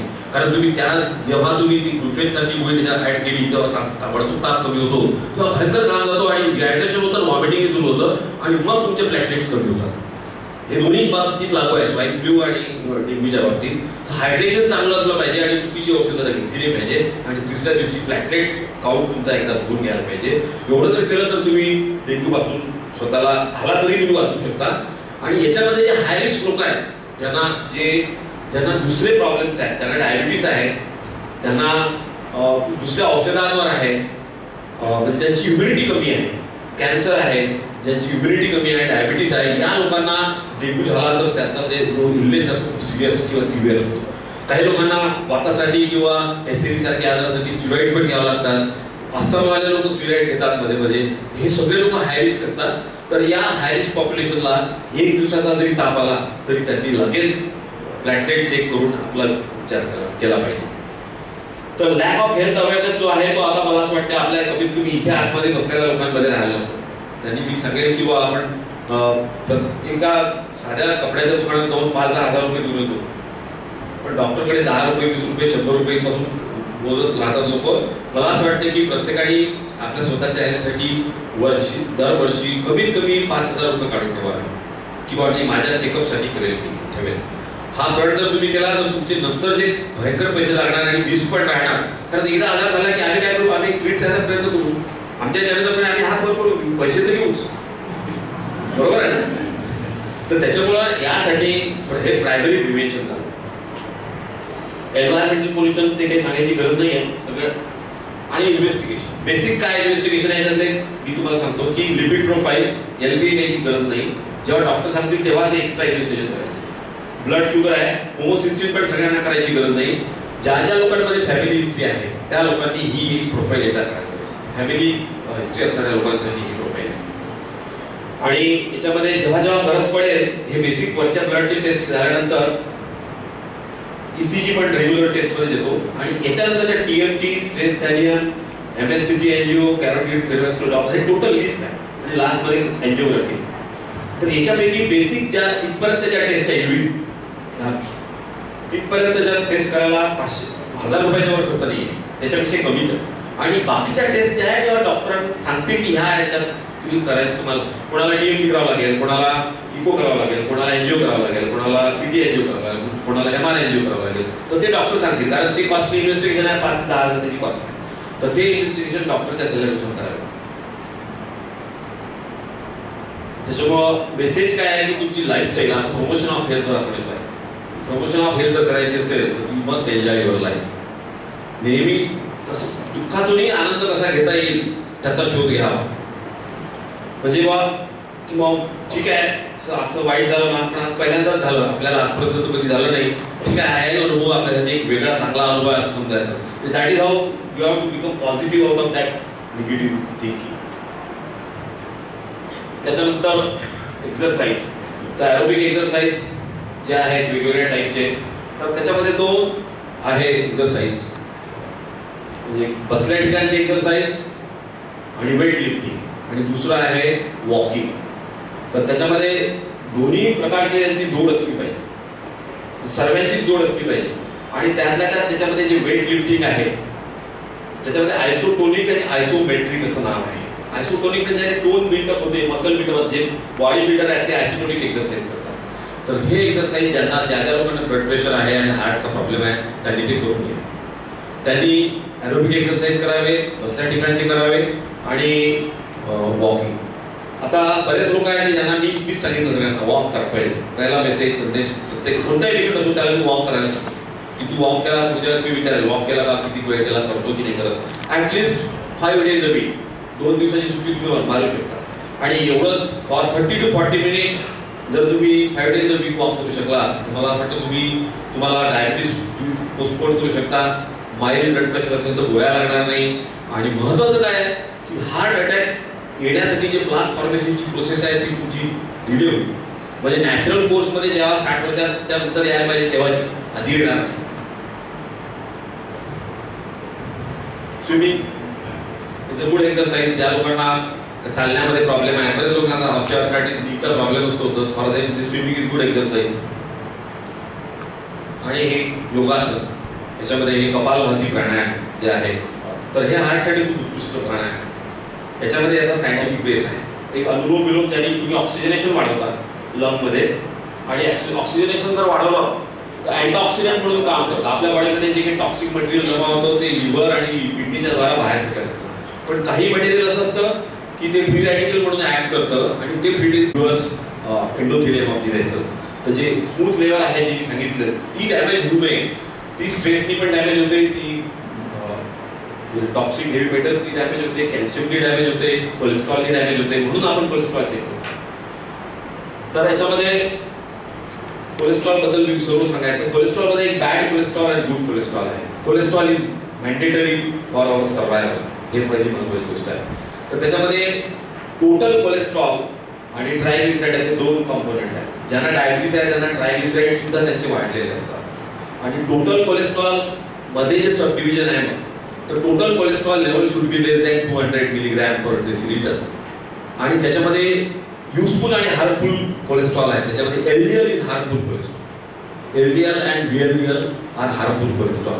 ह्या कोलेस्ट्रॉल ऑक्सिडाइज झाले की ते व्हेसलला इंजुरी करतात, आणि इंजुरी झाली की तिथे प्लाक फॉर्मेशनची आणि ॲथेरोस्क्लेरोसिसची प्रोसेस स्टार्ट होऊन ब्लॉकेजेसला सुरुवात होते.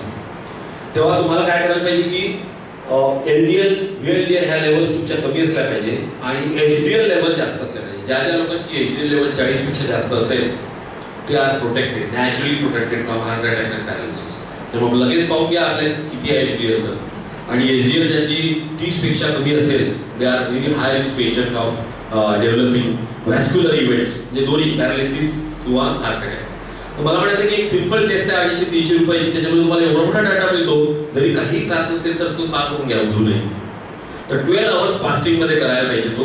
त्याच्यामध्ये पहिल्या दिवशी हेवी जेवण नको, म्हणजे ज्याच्यामध्ये चरबीयुक्त पदार्थ जास्त आहे किंवा तेल जास्त आहे असं जेवण प्रिव्हियस नाईटला नको. आणि 12 आवर्स फास्टिंग नंतर, म्हणजे रात्री 9 वाजता जेवल्यानंतर सकाळी 9 वाजता ब्लड द्यायचं. सकाळी उठल्यानंतर पाणी वगैरे घेता येतं, पण ब्लड तुम्हाला जे आहे ते 12 तासांनी दिलं पाहिजे आयडियली. तर हे जर एक चेकअप जर तुम्ही केलं, कारण HDL कोलेस्ट्रॉल ह्या बॅड कोलेस्ट्रॉलला क्लिअर करत राहतं. आणि HDL कोलेस्ट्रॉल वाढवण्यासाठी महत्त्वाचं जर काय असेल की तुमच्या डाएटमध्ये चेंज आणि एक्सरसाइज आणि वॉक, म्हणजे बैठ्या ठिकाणी प्राणायाम प्लस वॉक म्हणजे आणि ॲरोबिक्स आणि तुमचं HDL वाढेल. आणि डाएटमध्ये थोडं मॉडिफिकेशन केलं तर HDL वाढेल. याच्यामध्ये कपालभातीमध्ये आपण काय करतो की श्वास पूर्ण बाहेर काढतो आणि मग आपोआप घेऊन येतो. याच्यामध्ये प्रोसेसमध्ये काय होतं की जो आयोटा नावाचा जो मी सांगितलं मोठा जो मसाला आहे की जेव्हा पूर्ण श्वास बाहेर काढता तेव्हा तो कॉम्प्रेस होतो. आणि हार्टची अवस्था विचित्र आहे. म्हणजे कसं, हार्ट एक असं ऑर्गन आहे बॉडीमधलं की ते जेव्हा पंपिंग करतं त्याला आम्ही सिस्टोल म्हणतो. असं कॉन्टॅक्ट झालं की ब्लड पूर्ण बॉडीमध्ये जातं आणि मग ते रिलॅक्स झालं की शुद्ध आलेलं ब्लड त्याला जमा करायचं असते, ते कॉन्टॅक्ट करून बाहेर फेकायचं असते. तर कॉन्ट्रॅक्ट झालं म्हणजे सिस्टोल, तर ते पूर्ण सगळ्या ब्रेनपासून सगळ्या किडनीपासून सगळ्यांना ते ब्लड पुरवतं. आणि रिलॅक्स झालं की स्वतःला ब्लड घेतो. म्हणजे दुसऱ्या फेजमध्ये ब्लड मिळतं हार्टला. म्हणजे ते काय झालं की देवानी का बरं हा प्रॉब्लेम क्रिएट केला मलाही माहित नाही. ब्लड आहेच तिथे, तिथल्या तिथे घेऊन टाकायचं होतं. वेगळ्या 2 रक्तवाहिन्या वगैरे काढून हे सगळ्या भानगडी, अँजिओग्राफी, एंजिओप्लास्टी आणि डॉक्टरचे खिसे भरण्याचे कार्यक्रम देवानीच केले आहेत. कारण जिथेच ब्लड आहे आतमध्ये तिथल्या तिथे घेता येतं ना. एक मॅमल आहे फक्त ती आहे की ज्याला वेसल नाही आहे आणि मॅमल नाही आहे, मला आठवत नाही आता, पण तेवढाच फक्त एक ऑर्गॅनिझम सोडला तर बाकीच्या सगळ्यांना रक्तवाहिन्या स्पेशल दिल्या हार्टसाठी आणि त्या फिलअप होतात डायस्टोलमध्ये हार्टच्या. तर जेव्हा तुम्ही कपालभाती करून प्रेस करता तेव्हा हा जो आयोटा प्रेस झाला रिव्हर्स फ्लो जातो आणि रिव्हर्स फ्लो त्या आयोटाच्या थ्रू ह्या रक्तवाहिन्यातून वाहतो, मेजर रक्तवाहिन्या. तर त्याच्यामुळे त्या रक्तवाहिन्यामध्ये जर फ्लो वाढला किंवा प्रेशर वाढलं तर नवीन रक्तवाहिन्या तयार होतात. आणि इव्हन वॉकिंगनी पण तेच होतं. वॉकिंग जेव्हा तुम्ही करता तेव्हा तुम्ही एक्स्ट्रा रिन्सिंग प्रोसेस होते की थोडेफार जर क्रिस्टल जमा झाले असतील तर ते वॉश होऊन जातील. जसं स्टोन वाल्या लोकांना एक क्रिस्टल झालं असो, म्हणजे मिठाचं कसं की एक क्रिस्टल पाहिजे त्याच्यावर मीठ तयार होतं. म्हणजे आधी एक लेअर टाकले जाते त्याच्यावर मग ते पाणी सोडलं तरच क्रिस्टल तयार होऊन मीठ तयार होते. तसंच किडनीमध्ये जे स्टोन होतात त्यात एक क्रिस्टल जर अटकला त्याच्यावर क्रिस्टल जमा होत गेले तर स्टोन तयार होतो. तर तेव्हा स्टोन झाला आहे त्यांना मी सांगतो की पाणी काय जास्त प्या, तो बारीक क्रिस्टल आहे तो वॉशआउट होत राहा, त्याला जमा होऊ देऊ नका. राईट. तर ते त्याचं प्रिन्सिपल आहे की जर तुम्ही वॉक केलं प्लीज वॉकिंग फॉर 20 मिनिट्स तर जिथे जिथे पुढे जमा झालेलं काही असेल तर ते वॉशआउट होईल. कारण फोर्स अँड फ्लो दोन्ही वाढतं ब्लड सर्क्युलेशनचं everywhere in the body walking. म्हणून वॉकिंगला अत्यंत साधारण महत्व आहे. हे आहे टाइम मॅनेजमेंट. आपला सध्या प्रॉब्लेम सगळ्यांचा टाइम मॅनेजमेंटचा आहे आणि या टाइम मॅनेजमुळे पण बराच स्ट्रेस होतो. त्याच्यामुळे तुम्ही तुमचं प्लॅनिंग करून ठेवा. मला असं वाटतं की आपल्याला करायचं आहे या त्याच्यामध्ये असं झालं पाहिजे आणि हे टाइम मॅनेजमेंट नसतं याच्यामुळे बराच स्ट्रेस येतो. ॲक्सिडेंट्स पण होतात आणि स्ट्रेस येतं, डबल हे असतं. तर त्याच्यामुळे आपल्याला जे काही टाइम मॅनेजमेंट आहे त्याच्यामध्ये 5 मिनिट 10 मिनिटाचं हे ठेवा गॅप आणि वेळेवर पोहोचायची सवय लावा. आपल्या इंडियन ती नाही आहे. मी पण वेळेवरची नाव पण रस्ता विसरलो त्याच्यामुळे 10 मिनिटं लेट झालो. हा एक प्रोग्राम आहे फेमस प्रोग्राम की डॉक्टर डी नार्नेश प्रोग्राम. तर फर्स्ट वीकमध्ये 15 मिनिट्स मिनिमम स्पीड ठेवायचा. सेकंड वीकमध्ये तो 20 मिनिट्स पर्यंत आणि असा करत करत 9 to 12 वीकला 40 to 60 मिनिट्स असापर्यंत वॉक तुम्ही प्रोग्राम ठेवायला पाहिजे. आणि याच्यामध्ये मध्ये 5 मिनिटं स्लो वॉकिंग आणि त्याच्यानंतर थोडा स्पीड वाढून ब्रिस्क वॉकिंग करायचं आणि लास्ट 5 मिनिटाला परत स्लो डाऊन करायचं. म्हणजे कुलिंग डाऊन इफेक्ट यायचं. त्याच्यात दिला आहे सगळे जे मोठा आहे टॉप. तेव्हा पुन्हा आपला रस्त्याने पायी चालण्याची वेळ आपल्याला आलेली आहे आता आणि ते जर केलं तर आपण आपल्याला आपल्या हार्टला आणि ब्रेनला प्रोटेक्ट करू शकू. हे आहे समजा म्हणतात बाबा वेळच नाही आहे तर मग हे घेऊन घ्या घरी, याच्यावर चालता येते. पण हे असं राहायला नाही पाहिजे बंद असं याच्यामध्ये हा एक दुसरा उपाय आहे त्याच्यावर. तर त्याच्यामध्ये हे प्रमोशन आहे, how to promote your health. त्याच्यामध्ये व्हेजिटेबल्स घ्यायचे आहेत, avoid fast food, drink plenty of water and walk 10,000 steps a day. हे फार महत्वाचं आहे. तुम्ही मी अशा याच्यात प्रत्येक गोष्टी मी करतो म्हणून तुम्हाला सांगतोय की हे सगळं केलंच पाहिजे. आणि म्हणून प्रॉब्लेमली मला अजून एकही गोळी लागत नाही. माझ्याकडे गोळीच म्हणणार आहे. जसं कसं आहे सर्जनची डेफिनेशन काय आहे की surgeon is the best surgeon who can avoid surgery. तसं clinician or medicine person is the best medicine person who can avoid medicine.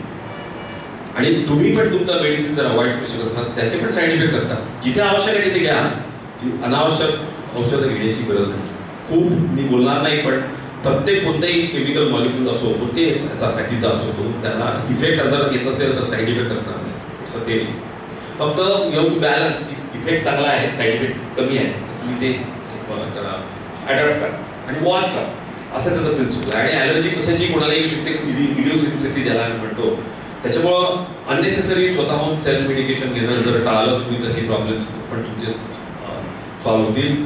म्हणजे हे जे स्वर्ण भस्म जे आहे it's very toxic to kidney. आम्ही कितीतरी पेशंट पाहतो की जे वातासाठी हे घेतात आयुर्वेदिक मेडिसिन, नंतर त्यांच्या किडन्या खराब होतात.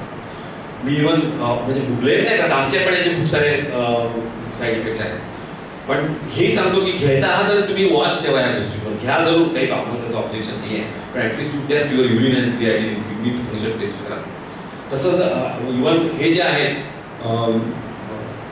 होमिओपॅथिक मेडिसिन, त्याच्यामध्ये मर्क्युरियल सॉल्ट्स असतात, त्याच्यामध्ये झिंक, मर्क्युरियल हे नॅनो क्वांटिटीमध्ये असतात पण असतात. आणि त्याच्यामध्ये हिमोग्लोबिन कमी होणे, त्याच्यानंतर स्किनचे रॅशेस वगैरे येणे हे पण अतिशय कॉमन आहे. तेव्हा तुम्ही जे कोणी मेडिसिन घेताय हे असे थोडेसे साईड इफेक्ट आले लगेच आपल्या डॉक्टरांकडून हे करून चेक करून घ्या किंवा हे याच्यामुळे तर नाही ना. तेव्हा मग जास्त हे असा प्लेजर असा तुमचा रोजच्या डे टू डे लाईफमध्ये असला पाहिजे स्वतःसोबत आणि तुमच्या मित्रांसोबत. तेव्हा समजायचं की तुम्ही परफेक्ट पर्सन, खरोखरच तुम्ही स्ट्रेसमध्ये राहत नाही आणि त्याच्यामुळे जे काही तुमच्या शरीराचा घसारा होऊन राहिलेला आहे तो तुम्ही थांबवू शकता. याचे बेनिफिट्स आहेत, यू कॅन लिव्ह लॉंग.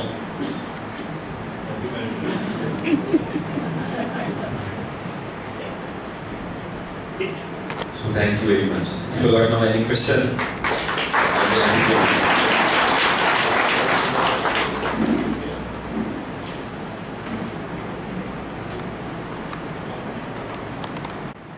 आणि त्याच्यामध्ये म्युझिक इज व्हेरी सुलिंग त्याच्यात. आणि तुम्ही लॉंग पेट्स ऑल्सो, म्हणजे कसं तुम्ही त्यांना पण तुम्ही घरचे जे पेट्स असतात तुम्ही आल्यानंतर तुमचा किती स्ट्रेस असेल की तुमच्या याच्यावर आल्यानंतर तुम्ही करता. पण अशा बऱ्याचशा बारीक बारीक गोष्टी आहेत ज्याच्यामुळे स्ट्रेस येतो. हे ठीक आहे, पण तो रिव्ह्यू करता आला पाहिजे. आणि स्ट्रेसफुल इव्हेंटमध्ये का आला त्याचं तुम्ही अवलोकन करून त्याच्या पुढे आल्या हे येऊ नये याच्याविषयी तुम्ही काळजी घ्या. म्हणून मी टॉपिक इज ओपन, नुसतं हार्ट नाही पण ओव्हरऑल सगळ्याच गोष्टी कव्हर केल्या मी ॲज अ होल अवेअरनेससाठी मेनली. आणि म्हणून मला असं वाटते की मी माझा जेव्हा बर्थडे असतो त्या दिवशी कम्प्लीट चेकअप, एक ब्लड पूर्ण काढून चेक त्याचं मस्ट आहे मला, कारण वरून काहीच कळत नाही. आणि एक अजून महत्वाची गोष्ट आहे की देव एवढा हे आहे दानशूर आहे, एकाच डोळ्याने दिसलं असतं ना 2 गेली, लंग 2, हार्ट 2, किडन्या 2, बरोबर आहे ना. आणि याच्यापैकी 3/4 खतम झाल्याशिवाय एकही सिम्पटम येत नाही.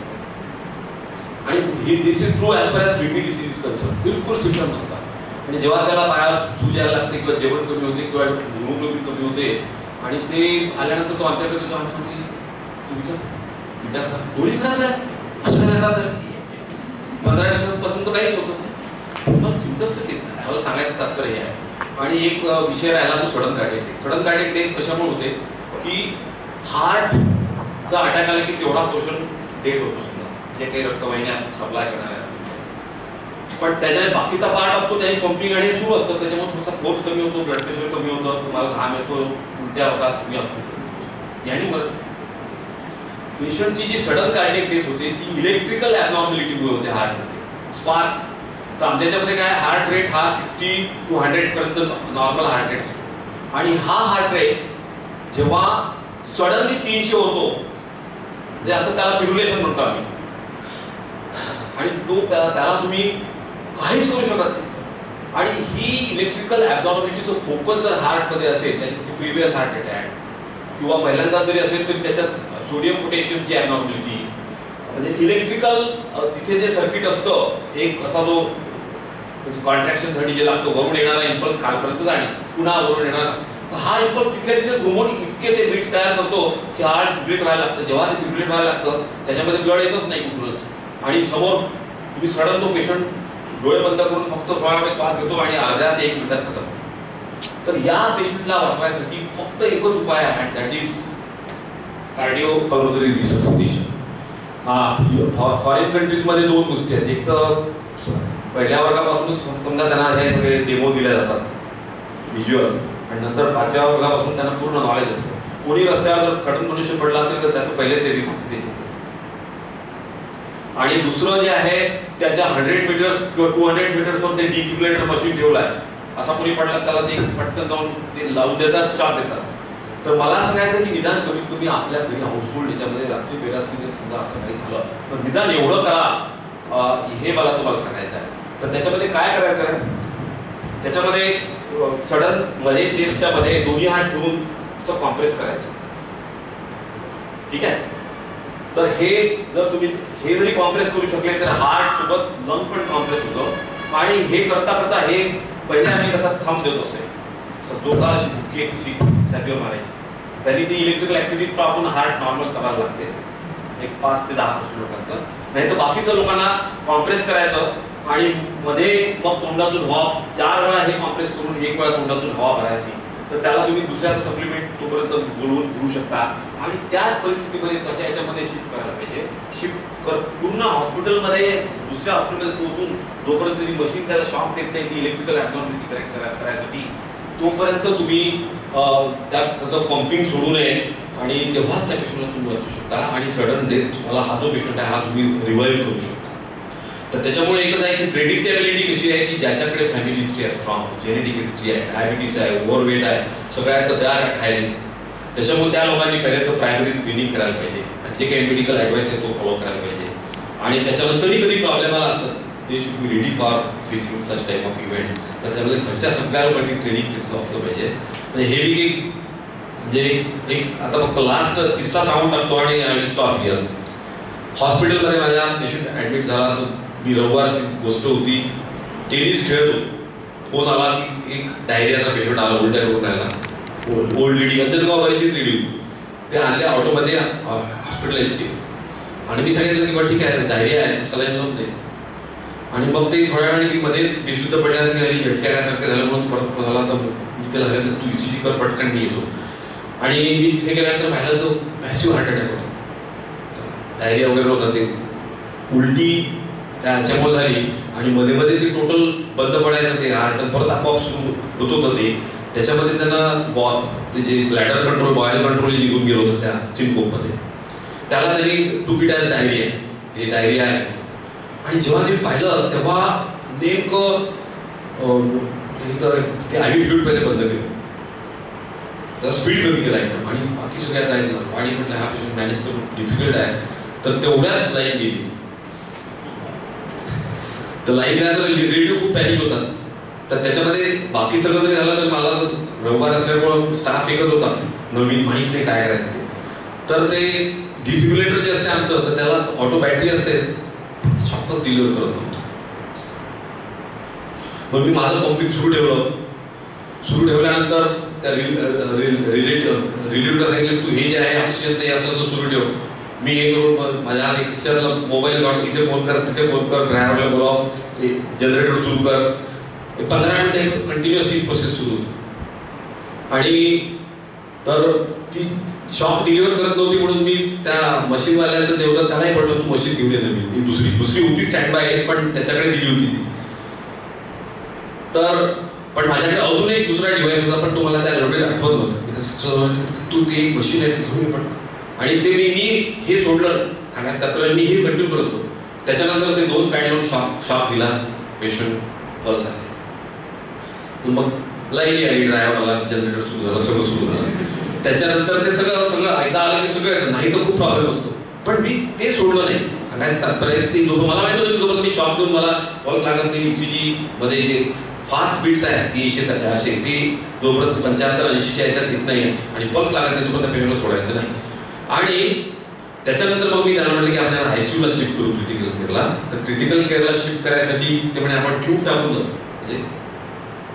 म्हणजे नाहीतर मध्येच बसत्यात श्वासही बंद पडेल. तर ती लेडी वॉज ॲब्सोल्युटली नॉर्मल. तिला ब्रेनला पण हायपॉक्सिया झाला होता 15 मिनिटात. तिने टाकून दिली ट्यूब. म्हटलं राहू दे टाकायची गरजच नाही आहे.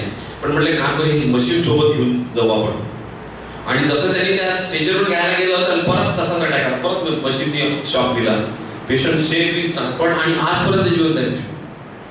तर that is how it is important. हे जे कार्डियक रिससिटेशन आहे याचं महत्त्व म्हणजे आपल्या बऱ्याच लोकांना माहीत नाही असं मला म्हणायचं की दोष कोणालाही कसाही पडतो तर काय करतो आपण त्याला उठून बसतो. Don't do that. ते पडणे ही नॉर्मल आपलं ब्रेन असं आहे वर आणि अगेन्स्ट ग्रॅव्हिटी ब्लड पाठवावं लागतं. पडलं की ते त्याला आपोआप ब्लड मिळतं. तर उलट त्याचे पाय वर करा आणि त्याचा पल्स लागतो का फक्त एवढं पहा आणि हाताने छाती कॉम्प्रेस करा. तुम्ही हे ज्याला हे मी सांगितलं तुम्ही नक्कीच एक जरी पेशंट तुम्ही सेव्ह केला तुमच्या लाईफमध्ये तरी मला असं वाटतं आपल्या आजच्या या जे काही आपला एफर्ट आहे हा सक्सेसफुल झाला असं म्हणायला हरकत नाही. So thank you. एक 2 मिनिटं क्वेश्चन असतील कोणा वेगळ्या विषयावर तर सांगा.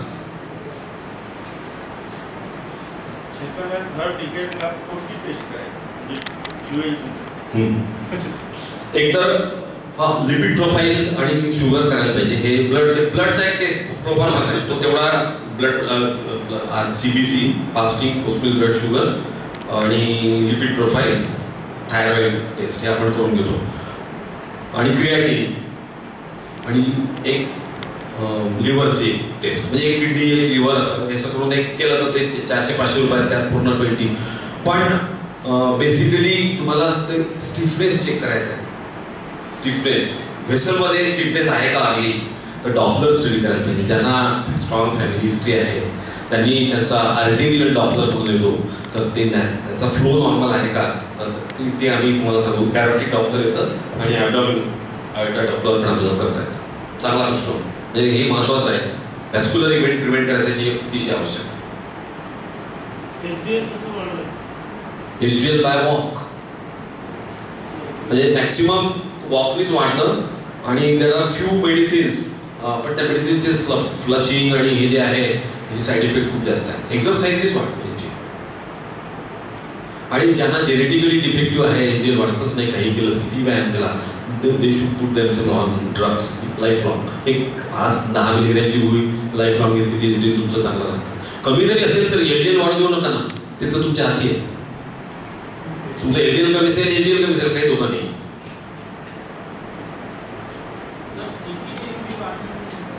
CPK CPK-NP म्हणजे जेव्हा हार्टची मसल आहे ती त्याला ऑक्सिजन ब्लड कमी ऑक्सिजन आणि ब्लड हे जे अर्ध्या तासापेक्षा जास्त कमी मिळत नसेल म्हणजे रक्तवाहिनी 100% ब्लॉक आहे तर ती तेवढा टिश्यू डेड होतो आणि ती जी मसल आहे हार्टची त्याच्यामधून निघणारे एन्झाईम आहे ते आपण मेजर करतो.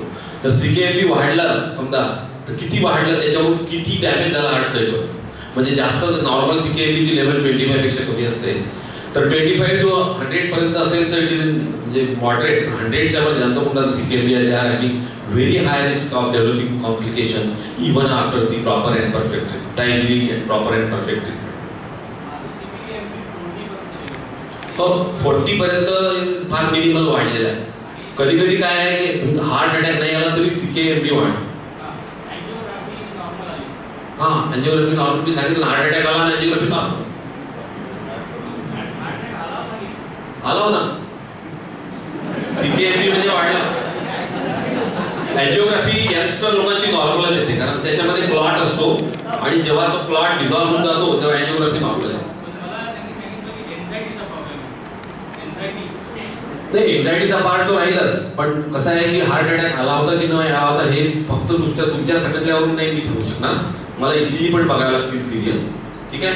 आणि CK-NP करायच्या आधी कोणतं दुसरं इंजेक्शन दिलं होतं का ते बघावं लागेल. जर कोणतंही दुसरं इंट्रामस्क्युलर इंजेक्शन जर तुम्ही घेतलं असेल CK-NPचं सॅम्पल काढायच्या आधी तर ते वाढू शकतं. आणि बॉर्डरलाईन वाढलेला आहे त्याच्यावरून नुसत्या CK-NP वरून ठरणार नाही. प्रेझेंटेशन कसं होतं त्याच्यावरून ठरवायला पाहिजे. ECG हा पहिल्या 2 तासापर्यंत नॉर्मल येऊ शकतो. याचा अजून एक स्टोरी सांगतो मी की काय प्रॉब्लेम कसा आहे. पहिल्या 2 तासामध्ये ECG नॉर्मल येतात. चेस्ट पेन जर क्लासिकल असेल, रिट्रोस्टर्नल असेल, बॅकिक असेल, अनइझी वाटतंय, घाम नक्की येऊन राहिलाय आणि श्वास घ्यायला आणि असं गुदमरल्यासारखं वाटतं आणि तुम्हाला वाटतं की मी घरी नाही थांबू शकतो. Something is wrong with me.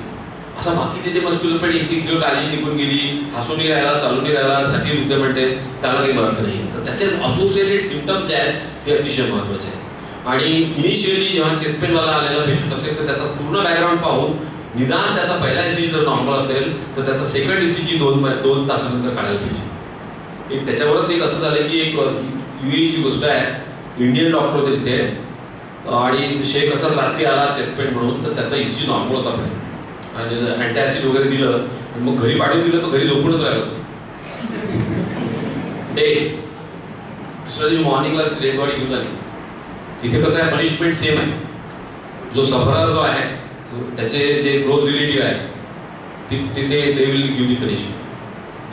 ती लेडी डॉक्टर होती तर ते पेनॉल्टी डेथ फॉर डेथच असते. आपल्या इथे नाही म्हणून तर प्रॉब्लेम आहे. आपलं काय सगळं फार वाहवाच झालाय आपल्या इथलं काम.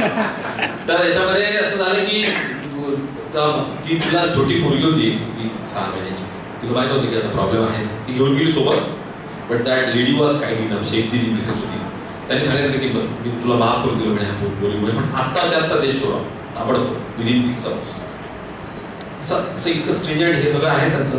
तर मला हे सांगायचं, हे सगळं काय सांगायचं की हे इतकं महत्व आहे ना, आपण त्याला महत्व देत नाही. आपलं कसं आहे, झाल्यावर पाहू. तर ती मला असं वाटतं की मग त्यावेळेस आणि then we will blame the doctors. हा प्रॉब्लेम आहे. आणि याच्यामध्ये कोणी बा असं साधा हा प्रश्न आला तर नुसत्या CKMB वरून नाही सांगतात, कारण त्याला so many things. Even laboratory कर तुम्ही 2 मध्ये पाठवायला पाहिजे समजा बॉर्डरला येत असेल तर, नाही का. ECG एंजिओग्राफी नॉर्मल आहे. मी हे आधीच सांगितलं आहे की हार्ट अटॅक येतो, एंजिओग्राफी नॉर्मल असते. त्याचं कारण काय, तो क्लॉट असतो त्यांनी ब्लॉक केला, तो डिझॉल्व झाला औषधांनी, बाकीच्या वेळेस नॉर्मल आहे. आणि क्रॉनिक ब्लॉक हे after the age of usually 50s मिळतात. 50च्या आधीवाले लोक काय असतं की ते कोलॅटरल सर्क्युलेशन आहे ते डेव्हलप होत नाही यंग लोकांना. तो जो साईडचा जो प्लाग दाखवला मी त्या सेकंड याच्यामध्ये, तो तुटतो आणि खाली प्लॉट टाकतो आणि तो एवढा मोठा प्लॉट खाली इथे अटकतो. तिथे कोलॅटरल डेव्हलप झालेलं असते, त्याच्यामुळे त्याला खूप जास्त डॅमेज होतो. आणि म्हणून त्या young people they are having very high risk of death, sudden cardiac death, and even death even after reaching to the hospital. म्हणून आमच्याकडे जेव्हा यंग हार्ट अटॅकचा पेशंट येतो तेव्हा आम्हाला जास्त टेन्शन असतं. म्हणजे आम्ही ओल्ड 55 नंतर आलेले असेल तर आम्ही हॅपी असतो. ते गेला तर नाही, तो जातच नाही.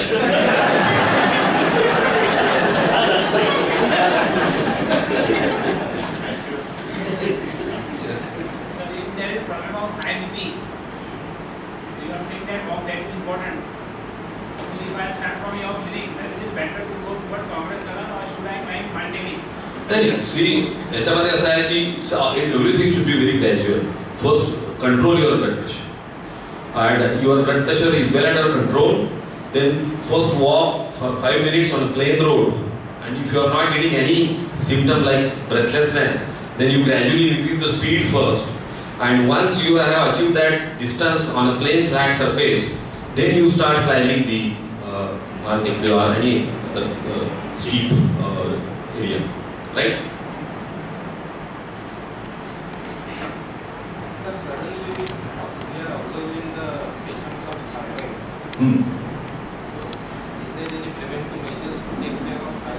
नहीं, thyroid कसं आहे की thyroid is mainly it is an autoimmune disease.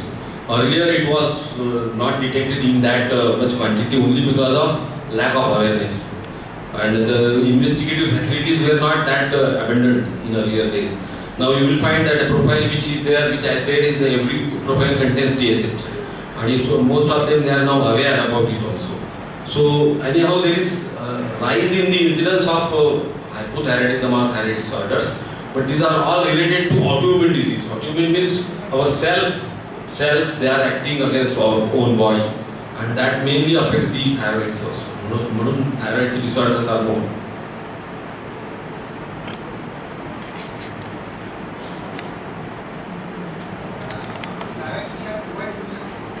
Probably it is better to avoid कारण त्याला मॅग्नेटिक वेव्ह असतात. आणि हार्टचं पण कसं आहे की इव्हन आता असं आहे की कानाला पण भरपूर वेळपर्यंत मोबाईल लावून जे लावत असतील तर त्या having high risk of developing brain tumour. Similarly जे ॲबनॉर्मल इलेक्ट्रिकल ॲक्टिव्हिटी ज्याची सडन कार्डियक डेथ होते असं मी सांगितलं, तर preferably those who are having cardiac problem, ज्यांना हार्टचा प्रॉब्लेम आहे, त्यांनी डायरेक्ट सर्व मोबाईल ठेवूच नये. कारण ते पॉवरफुल मॅग्नेटिक वेव्ह असतात. They can interfere with the electrical current of heart. ECG काय आपण we measure the electrical current.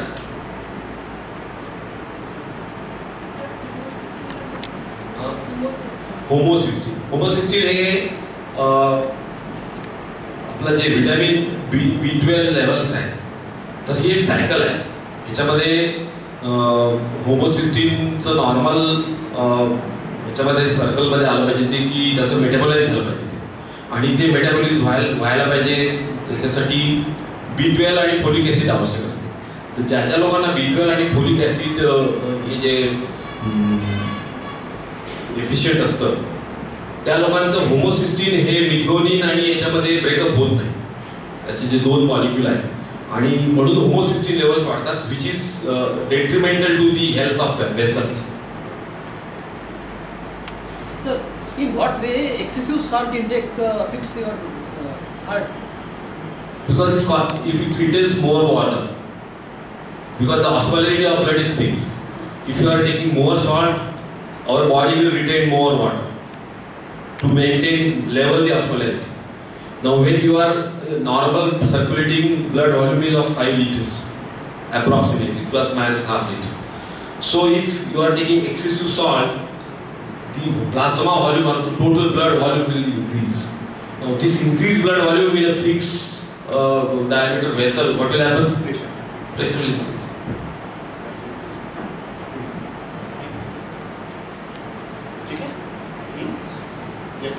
Thank you.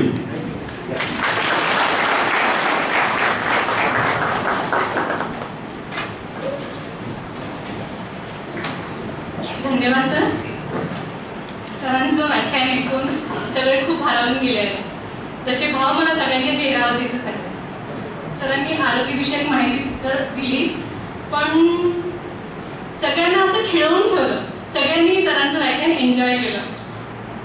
मी सरांना सर एक सांगू इच्छिते की मी जेव्हापासून इथे आली आहे कॉलेजला, तर दरवर्षी ब्लड इन्व्हेस्टिगेशन कॅम्प घेत असते. Specially lipid profile, whole body investigation camp घेत असते. त्यात आम्हाला म्हणजे मला बऱ्याच गोष्टी डिटेक्ट होतात आणि त्याप्रमाणे मी ॲडवाइस करते. सर एखादं गाणं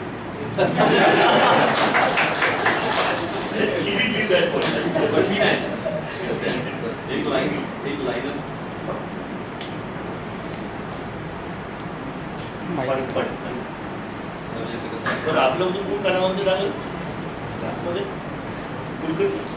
गाणं बोलतं की हॉल खाली सरकारकडून तुम्हाला इथं गाणं सुना दो शरद तू पूर्ण गाणं तर नाही म्हणणार. कसं आहे की त्याला हार्मोनी पाहिजे.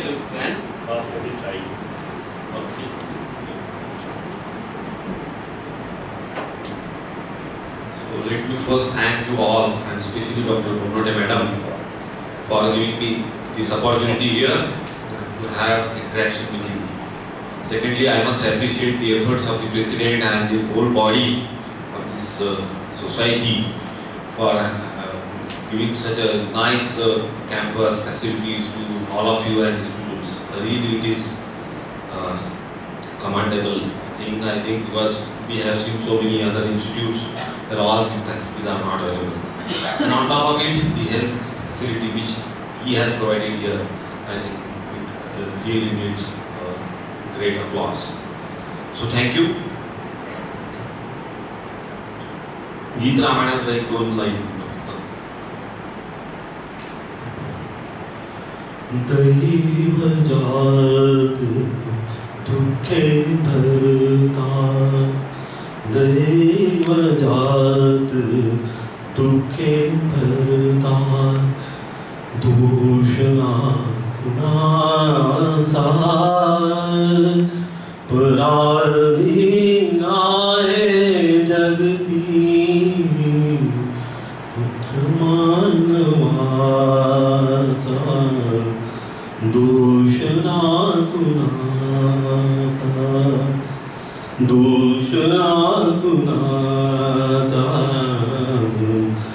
पराधीन आहे जगती पुत्र मानवाचा दोष नातवाचा. थँक्यू.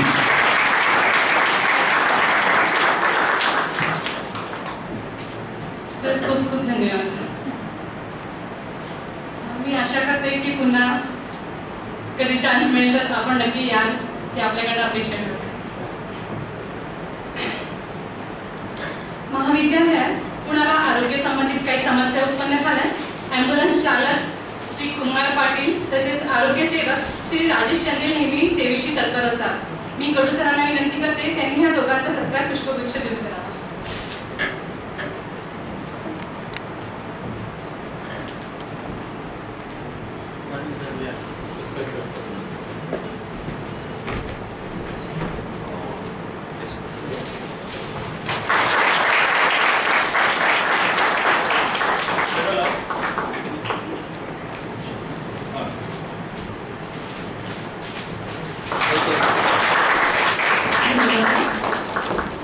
झेपावणाऱ्या पंखांना क्षितिजे नसतात, त्यांना फक्त झेपेच्या कवेत घेणारे आकाश असते. आणि सृजनशील साहसांना सीमा नसतात, त्यांना फक्त मातीच्या स्पर्शाची अट असते.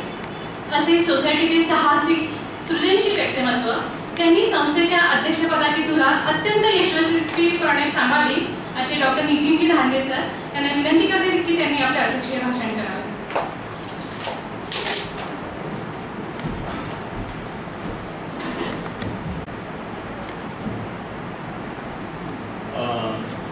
The Chief Speaker of today's function, Dr. Prafulji Kadu, the Treasurer of the Society, Pankajji Deshmukh, and all the teaching and non-teaching staff of Engineering College.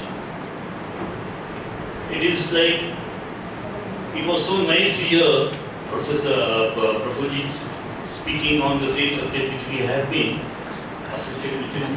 My journey with Kadu sir started when in '84. Sir.